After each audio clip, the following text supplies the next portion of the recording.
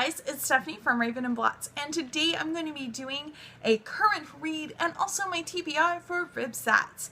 I was going to do a book haul, but my book that I ordered hasn't come in yet, and Uppercase hasn't shipped, and neither has Owl Crate, and neither has Fandom of the Month, so current reads!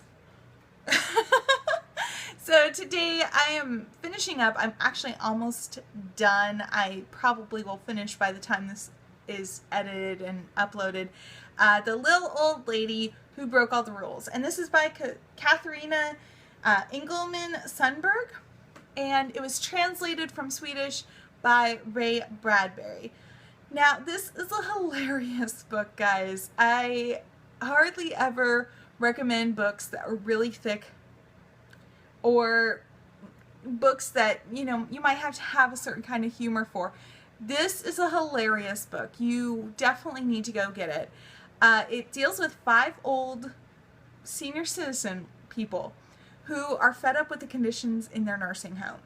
And so basically what they do is they start a revolution. And instead of just saying, hey, I don't want to, you know, eat this gross food or drink this gross coffee, or I want biscuits with my coffee, they go out and rob a museum. Like, literally go out and rob a museum. And it only gets better from then on in. Apparently there's a sequel to this one, but I really enjoyed this one so far, and I really think it's hilarious. I started reading it, and I was reading it at work the other day, and I was laughing so loud that people were like, what is going on? And I'm like, this book is hilarious. You need to read it. So it's really funny. I enjoyed it. It is rather big. It's like almost, it's a little over 400 pages pretty much. So it is kind of thick, but it's worth it. It's really funny and really just, I could see a lot of old people that I know doing this actually. So who knows, I might have to keep a closer eye on them. Alright guys, so RYBSAT Round 6 is coming up, and that's coming up September 22nd through September 29th. And the goal of RYBSAT is to literally get your TBR down. So you take a point on your shelf and you read as far as you can for that entire week.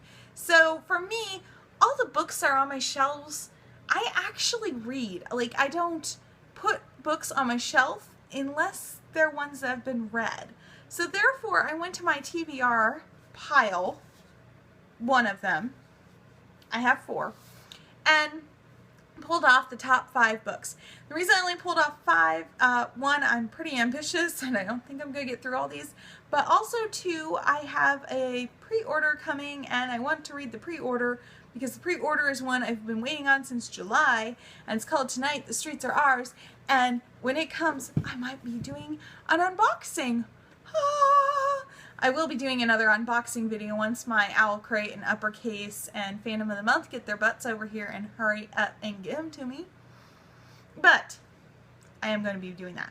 Now, the ones I have for my TBR for RYBSATs, Maybe in Another Life. And this is by Taylor Jenkins Reid.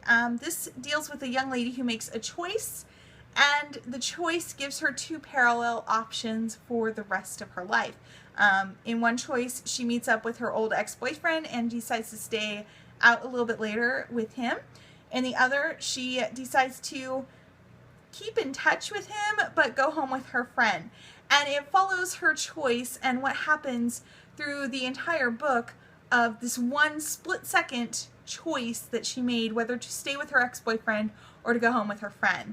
And a bookstagrammer, I can't remember who it was, but a bookstagrammer told me that this one was really good, very sweet and funny, and yet really heartwarming, and talking really about even the minutest choices that we make, how they can affect your destiny. And so I'm really excited to pick this one up. I kind of picked it up at Barnes & Noble like 2 weeks ago during my book buying ban. I don't think I understand how those work.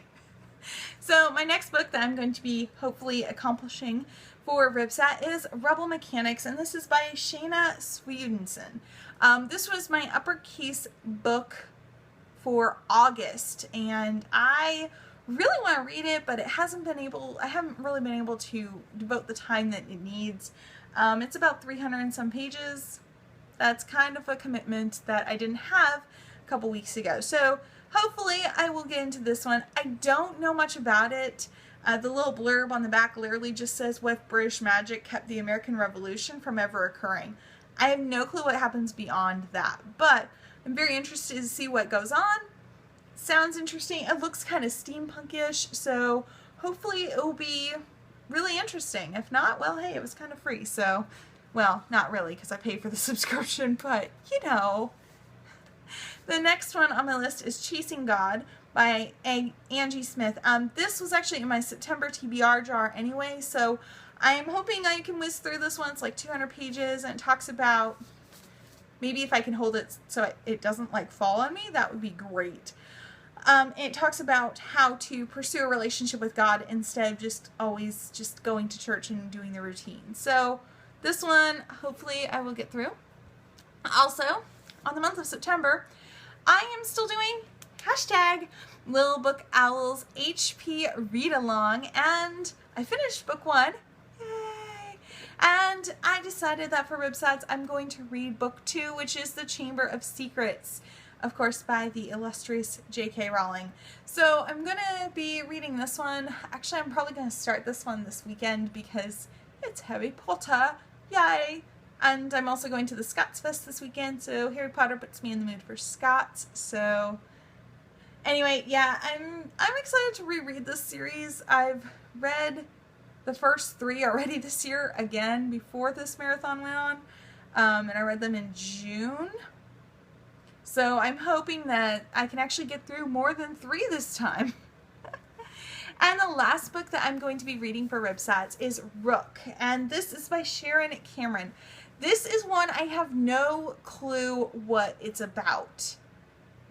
Yeah, at all. I really have no clue what this one's about. The only reason I picked it up is because Sasha from A Book Utopia and Reagan from Peruse Project were going to be doing this one in August. They're starting their own little book club.